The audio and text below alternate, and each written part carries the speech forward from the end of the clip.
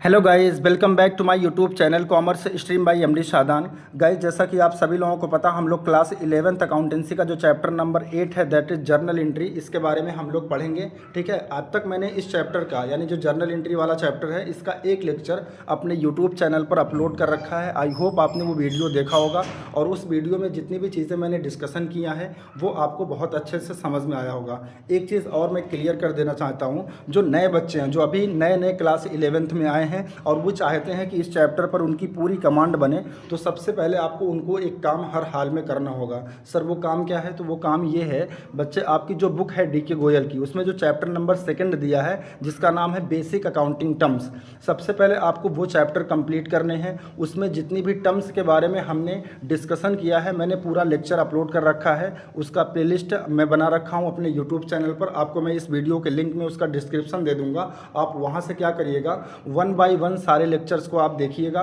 क्योंकि बहुत सारी टर्म्स हैं अकाउंटिंग में जो बिल्कुल आपके लिए नई होंगी, आपने कभी सुना ही नहीं होगा, तो उसको पहले आपको समझना होगा, देखना होगा, उसकी नोट्स बनानी होगी। ठीक है, देन आप इस चैप्टर को देखिएगा, आपको सारी चीज़ें बहुत अच्छे से समझ में आई होंगी। देखो, मैंने लगभग 20 से 25 टर्म्स के बारे में उस चैप्टर में डिस्कशन कर रखा है, लेकिन उसमें से 5 टर्म ऐसी हैं जिसे गोल्डन टर्म्स, गोल्डन वर्ड कहा जाता है। ठीक है, और वो गोल्डन वर्ड क्या क्या है? एक तो है पहला आपका असेट्स, दूसरा है एक्सपेंस, तीसरा है लाइबिलिटी और चौथा है कैपिटल और पांचवा है रेवेन्यू। तो इन 5 गोल्डन वर्ड के बारे में सबसे अच्छे से आपको समझना होगा, आपको इनका मतलब समझना होगा कि एक्चुअल में इनका मतलब क्या होता है। तो ये सारी चीज़ें आप वहाँ से देख सकते हैं। ठीक है, मैं इस वीडियो के नीचे आपको लिंक दे दूंगा, वहाँ से आप फॉलो कर सकते हैं। प्लेलिस्ट बनी हुई है, सीक्वेंस में आप सारी चीज़ें देख लीजिएगा, तब जा करके आप इस वीडियो को देखिएगा, आपको बहुत ही अच्छे से समझ में आएंगी। और अगर आप बिगिनर नहीं हैं, आप क्लास 12th में हैं या और कोई कोर्स कर रहे हैं, ठीक है, और आप जर्नल एंट्री सीखना चाहते हैं, तो फिर ये वीडियो आपके लिए बहुत ही हेल्पफुल है। आप इसको एज इट इज़ यहीं से देखिए, कोई दिक्कत नहीं है। ठीक है, तो आइए सबसे पहले देखो, लास्ट वीडियो में हमने क्या किया था गाइस, हमने डिस्कशन किया था जो 5 गोल्डन वर्ड हैं उसमें से हमने सिर्फ 2 वर्ड को लिया था। एक तो आपका जो एक्सपेंस है उसको हमने समझा था, दूसरा जो आपका असेट्स है उसके बारे में हमने समझा था। और जो जर्नल एंट्री हमने किया था उसमें, उस पार्ट में, यानी कि जो लेक्चर फर्स्ट हमारा है जर्नल एंट्री का, उसमें हमने बेसिकली असेट्स के बारे में अच्छे से समझा था कि कैसे, मतलब असेट्स का मतलब क्या होता है और असेट्स के घटने और बढ़ने पर उसकी जो जर्नल एंट्री होती है मॉडर्न अप्रोच के अकॉर्डिंग वो कैसे की जाती है, ये सारी चीज़ें हमने डिस्कशन कर रखी है। तो गाइज आज के इस वीडियो में हम उसके आगे कंटिन्यू करेंगे और मेनली इस वीडियो में आज हमारा जो फोकस होगा वो एक्सपेंस को लेकर के होगा। ठीक है, तो सर पहले ये समझा दीजिए कि एक्सपेंस का मतलब क्या होता है। बहुत सारे बच्चों को लगता होगा कि सर हमें तो पता है एक्सपेंस का मतलब क्या होगा। ठीक है, अच्छी बात है अगर आपको पता है, लेकिन आपको कंप्लीट मीनिंग नहीं पता होगा, ये मेरी गारंटी है। एक्सपेंस का जो कंप्लीट मीनिंग होता है वो आपको नहीं पता होगा, इसीलिए आपको जर्नल एंट्री करने में दिक्कत आती होगी। ठीक है, तो आज मैं आपको सबसे पहले क्या करूंगा, एक्सपेंस का जो एक्चुअल मीनिंग है, जो कंप्लीट मीनिंग है, वो सबसे पहले मैं आपको समझाऊंगा, फिर एक्सपेंस से रिलेटेड जो आपकी जर्नल एंट्री बनती है वो मैं आपको समझाऊंगा।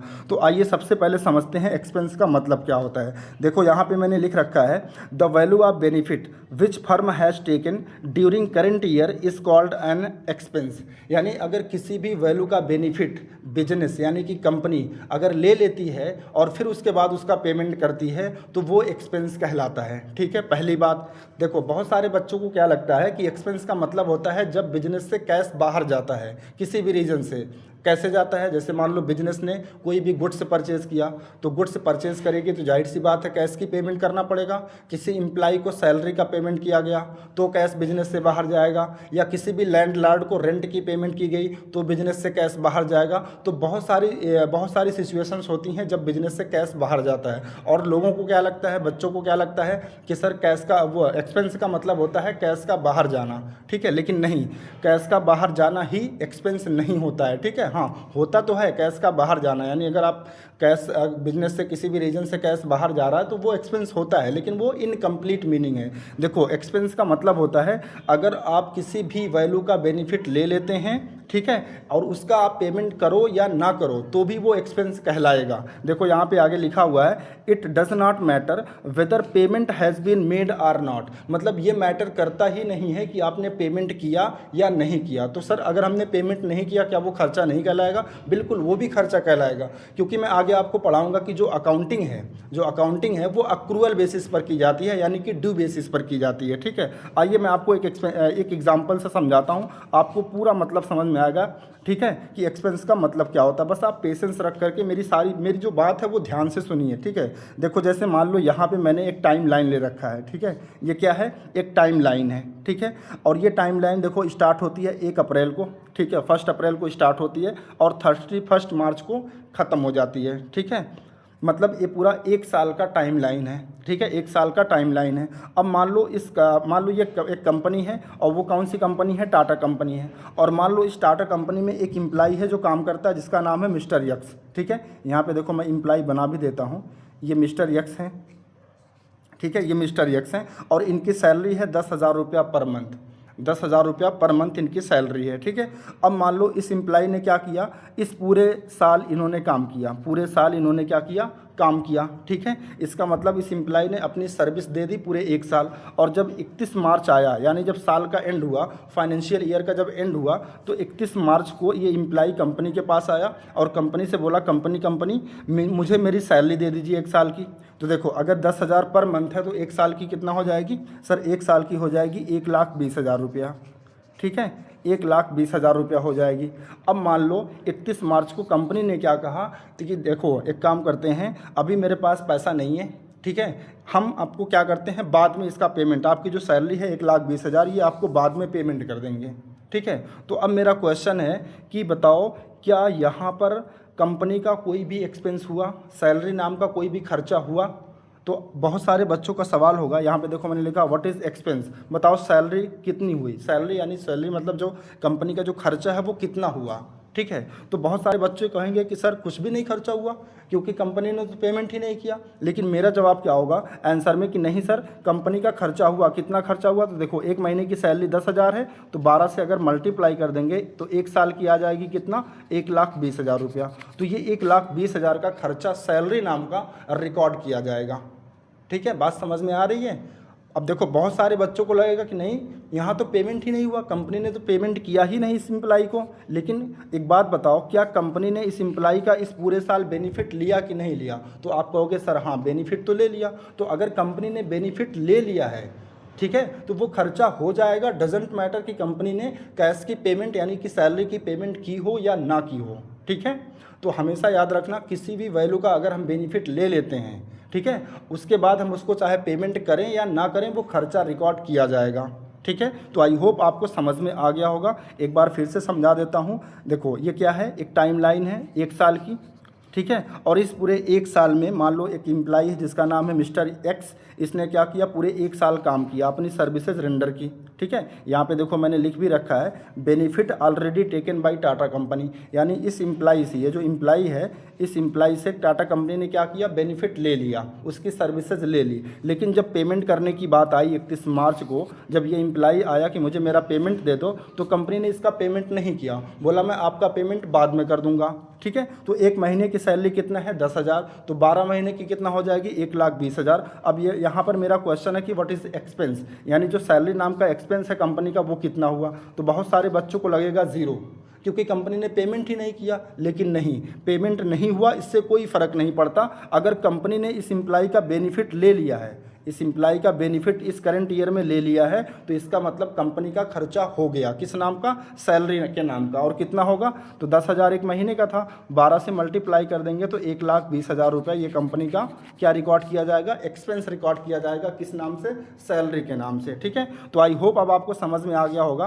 कि एक्सपेंस का मतलब क्या होता है। तो देखो यही चीज़ यहाँ पे मैंने लिखा है कि the value of benefit which firm का मतलब कंपनी कह लो या बिजनेस कह लो, अभी थोड़ी देर के लिए, firm has taken during current year. Current year का मतलब जिस साल हम अकाउंटिंग कर रहे हैं, 1 अप्रैल से 31 मार्च तक, तो 1 साल में जो भी बेनिफिट हमने लिया एम्प्लाई से, वो हमारा खर्चा क्या कहलाएगा, खर्चा कहलाएगा, किस नाम से, सैलरी के नाम से। ठीक है, फिर कह रहा कि it does not matter whether payment has been made or not, ये मैटर करता ही नहीं कि कंपनी ने पेमेंट किया है या ना किया हो, अगर बेनिफिट कंपनी ने ले लिया तो उस खर्चा यानी कि एक्सपेंस रिकॉर्ड किया जाएगा। ठीक है, आई होप अब आपको समझ में आ गया होगा। चलो अब इसके बाद हम समझ लेते हैं थोड़ा सा असेट्स के बारे में। मैंने वैसे लास्ट वीडियो में बताया था कि असेट्स का मतलब क्या होता है। देखो यहाँ पे लिखा हुआ मीनिंग ऑफ असेट्स, तो मीनिंग ऑफ असेट्स में लिखा हुआ the value from which we get benefits in the current year. एक तो अगर हम किसी भी वैल्यू का बेनिफिट करेंट ईयर में लेते हैं, लेकिन साथ ही साथ यहाँ लिखा as well as in the future, अगर उसका बेनिफिट हमें फ्यूचर में भी मिलता है, ठीक है, तो वह क्या कहलाएगा, असेट्स कहलाएगा। सर एग्जांपल बताइए, जैसे मान लो कोई कंपनी है, उसने 1 करोड़ की मशीन ली, तो अब उस कंपनी ने मशीन लिया, उससे क्या करेगी, प्रोडक्शन करेगी, है ना, प्रोडक्शन करके पैसा कमाएगी। तो एक बात बताओ, मशीन का जो बेनिफिट है कंपनी को, क्या सिर्फ करंट ईयर मिलता है, सिर्फ एक ही साल मिलता है, या आने वाले समय में यानी कि फ्यूचर में भी मिलता रहता है? तो आप कहोगे नहीं सर, फ्यूचर में भी मिलता है, तो मशीनरी क्या कहलाएगा, असेट्स कहलाएगा। ठीक है, तो याद रखना, किसी भी वैल्यू का अगर बेनिफिट आपको करंट ईयर में और प्लस आपको फ्यूचर में भी मिलता रहे, तो वो सारी चीज़ें क्या कहलाएंगी, असेट्स कहलाएंगी। सर इसका एग्जांपल बताइए, तो इसका एग्जांपल है जैसे कैश हो गया, बैंक हो गया, बिल्डिंग हो गया, मशीनरी हो गई, डेटर्स हो गए। ठीक है, देखो अब यहाँ पे एक टर्म आई डेटर, अब बहुत सारे बच्चों को डेटर पता ही नहीं होगा, तो इसीलिए मैंने कहा सबसे पहले आप क्या करिए, बेसिक अकाउंटिंग टर्म्स वाली जो वीडियो मेरी है वो आप देखिए, उसमें ये सारी टर्म्स यानी कि डेटर क्या होता है, ये सारी टर्म्स हमने डेटर हो गया, क्रेडिटर हो गया, डेप्रिसिएशन हो गया, बहुत सारी टर्म्स होती हैं जिसे हम आगे सारी चीज़ें यूज़ करेंगे, बोलेंगे तो आपको समझ में नहीं आएगा। तो सबसे पहले आप क्या करिए, आप जो बेसिक अकाउंटिंग टर्म्स वाला चैप्टर है यानी कि चैप्टर 2 उसको अच्छे से पढ़िए, उसके नोट्स बनाइए, देन इस वीडियो को देखिए, तब आपको सारी चीज़ें समझ में आएंगी। ठीक है, और जिन्होंने देख रखा है ऑलरेडी वो सारे पार्ट, तो उनको बहुत अच्छे से समझ में आ रहा होगा। ठीक है, आइए अब हम इस एसेट और एक्सपेंस से रिलेटेड जो जर्नल एंट्री होती है वो करते हैं। तो मैंने बताया था कि जो हम जर्नल एंट्री करेंगे वो किस अप्रोच से करेंगे, मॉडर्न अप्रोच से, क्योंकि एंट्री करने के लिए 2 अप्रोच फॉलो की जाती है, एक तो ट्रेडिशनल और दूसरी मॉडर्न अप्रोच, है ना। ट्रेडिशनल अप्रोच में हम क्या करते हैं, अकाउंट्स को क्लासीफाई करते हैं 3 पार्ट में, अभी मैंने आपको पढ़ाया नहीं है वो क्या 3 पार्ट हैं। एक तो आपका पर्सनल अकाउंट होता है, एक रियल अकाउंट होता है, एक नॉमिनल अकाउंट होता है। तो इन 3 अकाउंट के बेसिस पे हम डेबिट और क्रेडिट करते हैं। ठीक है, और मैं इस अप्रोच को मतलब जनरली मैं फॉलो ही नहीं करता हूँ। ठीक है, लेकिन मैं आपको समझाने के लिए कभी समझा दूंगा, उसकी भी एक वीडियो बना दूंगा। हम एंट्री जो करेंगे वो कैसे करेंगे, मॉडर्न अप्रोच के अकॉर्डिंग। सर मॉडर्न अप्रोच का मतलब क्या होता है, तो मॉडर्न अप्रोच के अकॉर्डिंग क्या होता है, अकाउंट्स के जो हम क्लासिफिकेशन की बात करते हैं तो उसमें 5 तरह के अकाउंट आते हैं। सर कौन कौन से, एक तो आपका असेट अकाउंट होता है, दूसरा एक्सपेंस, तीसरा लाइबिलिटी, चौथा कैपिटल और 5वां रिवेन्यू। ठीक है, इसके बेसिस पर हम करते हैं। तो अभी हमारा फोकस किस पे है, असेट और एक्सपेंस पर। तो इसका रूल क्या है, देखो जब भी कभी भी अगर आपके बिजनेस में असेट हो या फिर एक्सपेंस हो, अगर ये दोनों बिजनेस में इंक्रीज हो रहे हैं तो आप हमेशा क्या करोगे, डेबिट करोगे। और अगर ये 2 चीज़ें यानी कि असेट हो गया या फिर एक्सपेंस हो गया, अगर ये बिजनेस में डिक्रीज कर रहे हैं तो इसको आप क्या करोगे, क्रेडिट करोगे। ठीक है, समझ में आ गया। आइए कुछ एग्जाम्पल देखते हैं।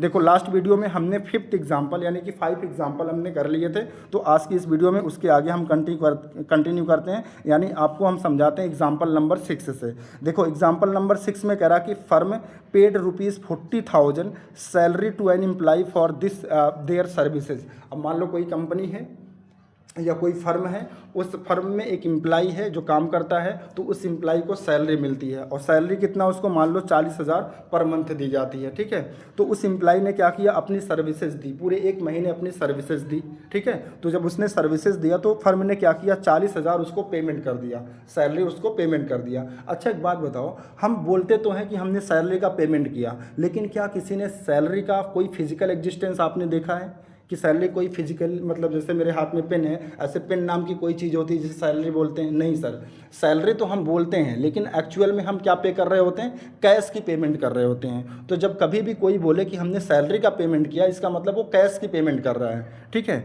तो अगर कंपनी यहाँ पे क्या कर रही है, सैलरी का पेमेंट कर रही है, तो सबसे पहले देखो, अच्छा एक चीज़ और मैं आपको बताऊँगा, जब हम जर्नल एंट्री करते हैं, जब हम रिकॉर्डिंग करते हैं, जब हम अकाउंटिंग करते हैं, तो अकाउंटिंग करने के लिए हम एक सिस्टम को फॉलो करते हैं, और उस सिस्टम का नाम है double entry system.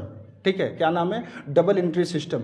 Sir double entry system का मतलब क्या होता है, तो गाइस डबल एंट्री सिस्टम का मतलब होता है डुअल आस्पेक्ट। क्या होता है, डुअल आस्पेक्ट। मतलब इसका क्या हुआ, देखो कोई भी ट्रांजेक्शन्स जब होती है ना बिजनेस में, तो उसके मिनिमम 2 आस्पेक्ट निकल के आते हैं। मैक्सिमम कितने भी हो सकते हैं, लेकिन मिनिमम 2 आस्पेक्ट निकल के आते हैं, जिसमें से हम एक आस्पेक्ट को डेबिट करते हैं और दूसरे को क्रेडिट करते हैं। अब आपके मन में आ रहा होगा कि सर किस आस्पेक्ट को डेबिट करें और किस आस्पेक्ट को क्रेडिट करें, तो उसके लिए हमने रूल बताया। रूल क्या बताया कि अगर आपके बिजनेस में, ठीक है, असेट और एक्सपेंस से रिलेटेड अगर हम बात करें, तो अगर आपके बिजनेस में ये 2 चीज़ें अगर इंक्रीज़ कर रही हैं तो उसे आप डेबिट करोगे, और अगर डिक्रीज़ कर रही हैं तो उसे आप क्या करोगे, क्रेडिट करोगे। ठीक है, तो आइए अब हम इसकी एंट्री करते हैं। देखो इसमें हम सबसे पहले क्या करेंगे, एक नॉर्मल लैंग्वेज में एंट्री करेंगे, ठीक है, आपको समझाने के लिए। उसके बाद हम उसकी अकाउंटिंग लैंग्वेज में भी एंट्री करेंगे। तो आइए सबसे पहले हम नॉर्मल लैंग्वेज में इसकी एंट्री करते हैं। तो यहाँ पे क्या ट्रांजैक्शन क्या है कि जो फर्म है, जो बिजनेस है, उसने 40,000 की सैलरी पेमेंट की है, किसको, एम्प्लॉई को। ठीक है, तो देखो अगर कोई भी बिजनेस 40,000 रुपये की सैलरी पेमेंट करेगा, तो सबसे पहला आस्पेक्ट जो रिकॉर्ड किया जाएगा वो ये किया जाएगा कि बिजनेस से कैश 40,000 से कम होगा। ये बात सही है कि नहीं सही है भाई। मान लो आप ही का बिजनेस है और आप अपनी एम्प्लॉई को सैलरी पेमेंट कर रहे हो 40,000 की, तो आपके बिजनेस से क्या कम होगा बताओ। तो आप कहोगे सर मेरे बिजनेस से 40,000 से कैश कम होगा। तो देखो यहाँ पे हमने क्या किया, 40,000 से कैश को कम कर दिया। ठीक है, और अगर हम कैश के नेचर की बात करें, कैश के नेचर की बात करें तो आपको पता होगा कैश का नेचर क्या होता है, असेट्स होता है। कैश का नेचर क्या होता है, असेट्स होता है, और असेट्स डिक्रीज़ हो रहा है। तो अभी मैंने बताया कि असेट्स अगर डिक्रीज़ हो रहा है कितने से, 40,000 से, तो असेट का डिक्रीज़ होना क्या करते हैं, क्रेडिट करते हैं। ये तो पहला एस्पेक्ट हो गया। अब अकाउंट आपसे पूछेगा, क्या पूछेगा कि ये जो 40,000 आपके बिजनेस से गया, 40,000 का जो कैश आपके बिजनेस से गया, इसके पीछे का रीज़न बताओ। ये 40,000 का पेमेंट आपने क्यों किया, तो इसका रीज़न क्या है, तो इसका रीज़न ये है कि जो एम्प्लॉई था उसका बेनिफिट मैंने लिया है, उससे मैंने काम लिया, उसकी सर्विसेज लिया है। तो अगर हमने किसी भी एम्प्लॉई का बेनिफिट लिया है तो इसका मतलब क्या हो गया, बिजनेस में एक्सपेंस क्रिएट हो गया। अभी मैंने बताया ना कि अगर हम किसी भी वैल्यू का बेनिफिट लेते हैं तो वो क्या कहलाता है, एक्सपेंस कहलाता है। तो यहाँ पे हम क्या कर रहे हैं, किसी भी एम्प्लॉई का क्या कर रहे हैं, बेनिफिट ले रहे हैं। तो इसका मतलब अगर हम बेनिफिट ले रहे हैं तो मतलब क्या हो गया, हमारे बिजनेस में एक्सपेंस क्रिएट हो गया, है ना। तो ये जो एक्सपेंस वर्ड है गाइस, ध्यान से सुनना, ये जो एक्सपेंस वर्ड है ये बहुत ब्रॉड टर्म है। ठीक है, जैसे मान लो आप सभी बच्चे जो लोग मेरी वीडियो देख रहे हैं, अगर आप सभी, मान लो एक क्लास में 40 बच्चे हैं, तो 40 बच्चों को मैं एक वर्ड में अगर कुछ बोलना चाहूँ तो क्या बोल सकता हूँ, तो आप कहोगे सर आप स्टूडेंट कह सकते हैं। तो स्टूडेंट क्या है, एक एक्सपेंस की तरह है। लेकिन जो 40 स्टूडेंट हैं उनके अलग अलग नाम होते हैं भाई। किसी का राम नाम होगा, किसी का मोहन नाम होगा, किसी का सोहन नाम होगा, किसी का श्याम नाम होगा, किसी का राधा होगा, किसी का सीता होगा, सबके अलग अलग नाम होते हैं। उसी तरीके से जो एक्सपेंस होते हैं ये भी एक स्टूडेंट की तरह है, और इस एक्सपेंस के भी अलग अलग नाम होते हैं। और हम यहाँ जिस एक्सपेंस की बात कर रहे हैं उस एक्सपेंस का क्या नाम है, सैलरी। तो सैलरी क्या है, एक एक्सपेंस है। ठीक है, तो अगर हमने बेनिफिट ले लिया किसी एम्प्लॉई से, इसका मतलब सैलरी नाम का एक्सपेंस हमारे बिजनेस में क्रिएट हुआ, मतलब कि बढ़ा। और अगर सैलरी यानी कि एक्सपेंस हमारे बिजनेस में बढ़ रहा है कितने से, 40,000 से, तो उसको हम क्या करेंगे, डेबिट करेंगे। समझ में आ रहा है। तो देखो फिर से मैं समझा रहा हूँ, अगर कोई भी बिजनेस अपने एम्प्लॉई को सैलरी की पेमेंट कर रहा तो सबसे पहला एस्पेक्ट क्या रिकॉर्ड होगा कि उसके बिजनेस से कैश कम होगा। कैश का नेचर क्या है, असेट। ठीक है, और असेट कितने से कम हो रहा, 40,000 से, और असेट का कम होना हम क्या करते हैं, क्रेडिट करते हैं। दूसरा एस्पेक्ट क्या होगा, इसके पीछे का रीज़न। तो रीज़न क्या है, हमने एम्प्लॉई से बेनिफिट लिया। तो अगर हमने बेनिफिट लिया इसका मतलब बिजनेस में एक्सपेंस क्रिएट हुआ, और एक्सपेंस एक ब्रॉड टर्म है ना। तो एक्सपेंस के अलग अलग नाम होते हैं। तो यहाँ पे एक्सपेंस का नाम क्या है, सैलरी। ठीक है, तो हमारा सैलरी नाम का एक्सपेंस बढ़ रहा है कितने से, 40,000 से, तो इसको हम डेबिट करेंगे। ठीक है, तो ये जो तरीका है, हम ये जो तरीका है इसको बोलते हैं ऑर्डिनरी लैंग्वेज। मतलब एक सामान्य भाषा में हमने क्या किया, इसको रिकॉर्ड कर लिया। ठीक है, लेकिन एग्ज़ाम में ये अलाउ नहीं है। अगर आप ऐसे रिकॉर्ड करोगे तो इसका कोई भी मार्क आपको नहीं मिलेगा। आपको इसकी अकाउंटिंग लैंग्वेज का मतलब आपको इसकी जर्नल एंट्री करनी होगी। तो यहाँ पे देखो हमने इसकी अकाउंटिंग लैंग्वेज यानी कि जर्नल एंट्री भी कर रखी है, और ब्रैकेट में क्या लिखा, रिकॉर्डिंग ऑफ ट्रांजेक्शन। यानी जब हम ट्रांजेक्शन्स की रिकॉर्डिंग करते हैं तो उसे अकाउंटिंग में क्या बोलते हैं, जर्नल एंट्री। ठीक है, अब जर्नल एंट्री कैसे करते हैं, देखो यहाँ हमने डेबिट किसको कर रखा है, सैलरी को। तो यहाँ पे हमने लिखा सैलरी अकाउंट डेबिट। ठीक है। डी आर हमने लिखा, डी आर का मतलब जो डेबिट वर्ड होता है उसका शॉर्ट फॉर्म होता है डी आर। तो सैलरी अकाउंट डेबिट हो गया कितना 40,000 से, और क्रेडिट किसको करना था, कैश अकाउंट को। तो यहाँ पे हमने लिखा टू कैश अकाउंट। हाँ, एक चीज़ याद रखना, क्रेडिट करते समय आप जैसे यहाँ पे डेबिट लिख दिया गया तो बहुत सारे बच्चे क्या करते हैं यहाँ क्रेडिट लिख देते हैं, तो अगर आप ऐसा करते हो तो गलत माना जाएगा। ठीक है, तो आपको क्रेडिट नहीं लिखना बल्कि आपको क्या करना, टू लगा देना है। टू का मतलब ही होता है क्रेडिट। ठीक है, तो इसकी जो जर्नल एंट्री बनेगी गाइज वो क्या बनेगी, salary account debit to cash account. ठीक है, और फिर हम इसका एक छोटा सा नरेशन लिख देंगे। सर नरेशन क्या होता है, नरेशन का मतलब होता है कि आप किस चीज़ की एंट्री कर रहे हो। ठीक है, ताकि एक नॉर्मल स्टूडेंट को भी समझ में आए, मतलब जैसे कॉमर्स के बच्चे हैं तो उनको तो समझ में आ जाएगा salary account debit to cash का मतलब, वो तुरंत समझ जाएंगे कि सैलरी का पेमेंट हुआ है। लेकिन कोई भी अदर स्ट्रीम का बच्चा है, बायो स्ट्रीम का बच्चा है, मैथ स्ट्रीम का बच्चा है, तो उसको नहीं समझ में आएगा। तो उसके लिए हम क्या करते हैं, नरेशन लिखते हैं। अब इस नरेशन से वो बच्चा जान जाएगा, यानी जो अदर स्ट्रीम का बच्चा होगा वो जान जाएगा कि सैलरी का पेमेंट हुआ है, उसके लिए ये कुछ रिकॉर्ड किया गया है। ठीक है, तो ये नरेशन क्या होता है, दूसरे बच्चों के लिए होता है, यानी दूसरे लोगों को समझने के लिए होता है। ठीक है, तो आई होप आपको इसकी जो जर्नल एंट्री है वो समझ में आ गई होगी। यानी जो आपका एग्जाम्पल नंबर 6 था, यानी कि firm paid ₹40,000 salary to an employ for their services, इसकी एंट्री क्या होगी, salary account debit to cash account. ठीक है, यहाँ तक क्लियर है। आइए इसके बाद हम देखते हैं एग्जाम्पल नंबर 7।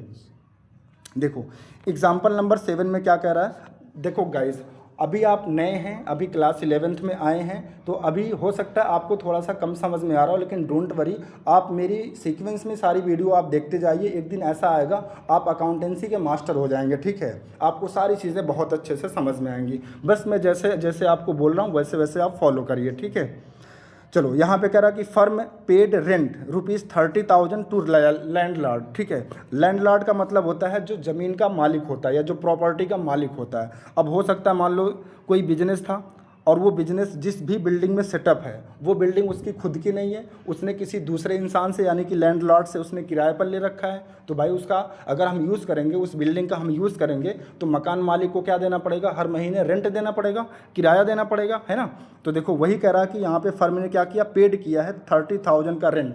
अब यहाँ पे भी देखो हम बोल देते हैं, यहाँ पे हम क्या बोलते हैं कि हमने रेंट पे किया, लेकिन रेंट किसी ने देखा है, लाल होता है, पीला होता है, हरा होता है, कैसा होता है बताओ। तो रेंट कोई नहीं पे कर रहा होता, रेंट नहीं पे कर रहा होता, बल्कि उसकी जगह कैश पेमेंट करते हैं। बोलते ज़रूर हैं कि हमने रेंट पे कर दिया, लेकिन नहीं, हम रेंट की पेमेंट नहीं करते बल्कि कैश की पेमेंट करते हैं। ठीक है, तो यहाँ पे कंपनी ने यानी कि बिजनेस ने क्या किया होगा, कैश की पेमेंट किया होगा। तो अगर कैश की पेमेंट किया होगा तो जाहिर सी बात है बिजनेस से क्या कम होगा, कैश कम होगा। ठीक है, और कैश का नेचर क्या है, असेट्स। ठीक है, और क्योंकि असेट कम हो रहा है, असेट डिक्रीज हो रहा है कितने से, 30,000 से, तो असेट का डिक्रीज होना हम क्या करते हैं, क्रेडिट करते हैं। ठीक है, और इसका रीज़न क्या है भाई, अब अकाउंट पूछेगा ना आपसे ना कि इसका रीज़न क्या है, तो इसका रीज़न है एक्सपेंस। सर क्यों, क्योंकि हमने जो प्रॉपर्टी थी उसका बेनिफिट लिया है, एक महीने हमने उसका इस्तेमाल किया है। तो अगर हम किसी भी वैल्यू का, किसी भी चीज़ का अगर हम बेनिफिट ले लेते हैं फिर हम पेमेंट करते हैं तो वो क्या कहलाता है, एक्सपेंस कहलाता है। और मैंने बताया था एक्सपेंस के बहुत सारे नाम हैं, और यहाँ पे एक्सपेंस का क्या नाम है गाइस, रेंट नाम है। ठीक है, तो यहाँ पे बिजनेस का जो एक्सपेंस बढ़ रहा है वो किस नाम से बढ़ रहा है, रेंट के नाम से बढ़ रहा है। और एक्सपेंस का बढ़ना यानी जो 30,000 से एक्सपेंस यानी कि जो रेंट बढ़ रहा है उसका बढ़ना हम क्या करेंगे, डेबिट करेंगे। ये तो हो गई आपकी ऑर्डिनरी लैंग्वेज। अब इसकी अकाउंटिंग लैंग्वेज क्या होगी, तो देखो इसकी अकाउंटिंग लैंग्वेज यानी कि इसकी जर्नल एंट्री क्या होगी। ठीक है, तो इसकी जर्नल एंट्री होगी, डेबिट किसको करना था, रेंट को। ठीक है, क्योंकि रेंट हमारा एक्सपेंस है, एक्सपेंस का बढ़ना हम डेबिट करते हैं, तो एंट्री होगी रेंट अकाउंट डेबिट कितने से, 30,000 से। और क्रेडिट किसको करना है, कैश को, क्योंकि कैश कम हो रहा है, कैश असेट है, असेट का कम होना क्या करते हैं, क्रेडिट, तो एंट्री हो जाएगी टू कैश अकाउंट। ठीक है, तो कंप्लीट एंट्री इसकी क्या बनेगी, rent account debit to cash account. और इसका नरेशन क्या हो जाएगा, बीइंग रेंट पेड। ठीक है, बीइंग रेंट पेड मतलब कि रेंट पेड किया गया, उसकी ये जर्नल एंट्री है। ठीक है, यहाँ तक क्लियर है, हाँ सर क्लियर है। चलो इसके बाद हम देखते हैं एग्जाम्पल नंबर 8। अब देखो एग्जाम्पल नंबर 8 में कह रहा कि firm paid ₹20,000 salary and ₹30,000 rent. अब इसमें दोनों मिक्सचर कर दिया है ना, पहले देखो हमने एक एग्जाम्पल किसका लिया, सैलरी का, फिर दूसरा एग्जाम्पल किसका लिया, रेंट का। अब यहाँ पे दोनों हमने मिक्स कर दिया, यानी रेंट और सैलरी एक साथ पेमेंट कर रहे हैं। ठीक है, तो कोई बात नहीं, इसको भी हम कर लेंगे। देखो चाहे हम सैलरी का पेमेंट करें या फिर रेंट का पेमेंट करें, दोनों का पेमेंट करने से हमारे पास से क्या कम होगा, कैश कम होगा। ठीक है, तो 20,000 की हम सैलरी पेमेंट कर रहे हैं और 30,000 से हम रेंट पेमेंट कर रहे हैं, तो टोटल कैश हमारे बिजनेस से जो कम होगा वो कितना होगा, 50,000 का। ठीक है, 50,000 से कैश हमने कम कर दिया। और कैश का नेचर क्या है, असेट, और क्योंकि असेट कम हो रहा है तो हम उसको क्या करेंगे, क्रेडिट करेंगे। सर इसका रीज़न क्या है, अब अकाउंट पूछेगा ना कि ये जो 50,000 रुपये आपने पेमेंट किया इसके पीछे का रीज़न क्या है, तो सर पहला रीज़न है सैलरी, क्योंकि हमने किसी एम्प्लॉय से 20,000 का बेनिफिट लिया है, उससे काम करवाया है, तो इसलिए हम उसको सैलरी पेमेंट कर रहे हैं। तो 20,000 का हमारा एक्सपेंस क्रिएट हुआ, किस नाम से, सैलरी के नाम से। दूसरा, हमने रेंट पेमेंट किया है, इसका मतलब हमने प्रॉपर्टी का बेनिफिट लिया होगा, प्रॉपर्टी का यूज़ किया होगा, वो भी हमारा एक्सपेंस है। और इस एक्सपेंस का नाम क्या है, रेंट, कितने से, 30,000 से। ठीक है, और एक्सपेंस का बढ़ना हमेशा क्या होता है, डेबिट। तो 20,000 से जो सैलरी है, यानी कि जो सैलरी नाम का एक्सपेंस है, ये जो बढ़ रहा है इसको हम डेबिट करेंगे। और 30,000 से जो रेंट बढ़ रहा है, रेंट यानी कि जो एक्सपेंस बढ़ रहा है, इसको भी हम क्या करेंगे, डेबिट करेंगे। यानी इस ट्रांजैक्शन में हम क्या कर रहे हैं, दो आस्पेक्ट, मतलब दो ट्रांजैक्शंस को, दो आस्पेक्ट को, सॉरी ट्रांजैक्शंस नहीं, दो आस्पेक्ट यहाँ पे डेबिट हो रहा है, एक तो सैलरी और दूसरा रेंट।